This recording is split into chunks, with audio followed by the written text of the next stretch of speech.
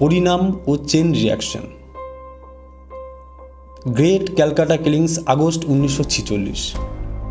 সরকারি হিসেবের বাইরে প্রায় 20,000 মানুষের মৃত্যু এবং 1 লক্ষের বেশি মানুষ গৃহহীন হয়। 1946 অক্টোবর, নোয়াখালীর দাঙ্গা। কলকাতার ঘটনার প্রতিশোধ নিতে নোয়াখালী ও ত্রিপুরার হিন্দুদের ওপর ভয়াবহ আক্রমণ চালু হয়। বিহার ও গারমুক্তেশ্বরের দাঙ্গা, নভেম্বর 1946। নোয়াখালীর প্রতিক্রিয়া হিসেবে বিহারে এবং উত্তরপ্রদেশে মুসলমানদের উপর পাল্টা আক্রমণ শুরু হয়।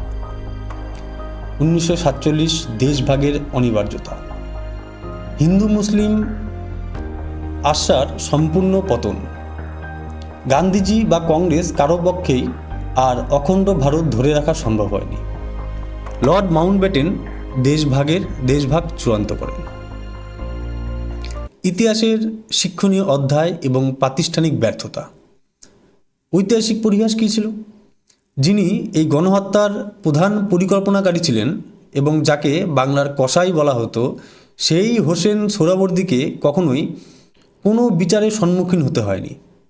আশ্চর্যের বিষয় হলো, তিনি পরবর্তীতে পূর্ব পাকিস্তানে চলে যান এবং 1956 সালে পাকিস্তানের 5ম প্রধানমন্ত্রী হিসেবে নির্বাচিত হন। আজকের দিনে আমাদের যেটা শিক্ষা, কথার পরিণতি। রাজনৈতিক নেতাদের উস্কানিমূলক ভাষণ এবং গুজব কিভাবে সাধারণ মানুষের জীবন ধ্বংস করে, তার শ্রেষ্ঠ উদাহরণ এই ডাইরেক্ট অ্যাকশন ডে। নিরপেক্ষ প্রতিষ্ঠানের প্রভাব। পুলিশ এবং প্রশাসনে মেরুকরণ ঘটলে রাষ্ট্রযন্ত্র কিভাবে নীরব দর্শকে পরিণত হয়, এটি ছিল তার প্রমাণ। ইতিহাসের এই রক্তস্নাত অধ্যায় কেবল একটি দাঙ্গা ছিল না, এটি ছিল অখণ্ড ভারতের কফিনে পোতা শেষ পেরেক। এই ইতিহাস ভুলে গেলে সমাজ পুনরায় একই ভুলের পুনরাবৃত্তি করতে বাধ্য। নমস্কার, জয় হিন্দ।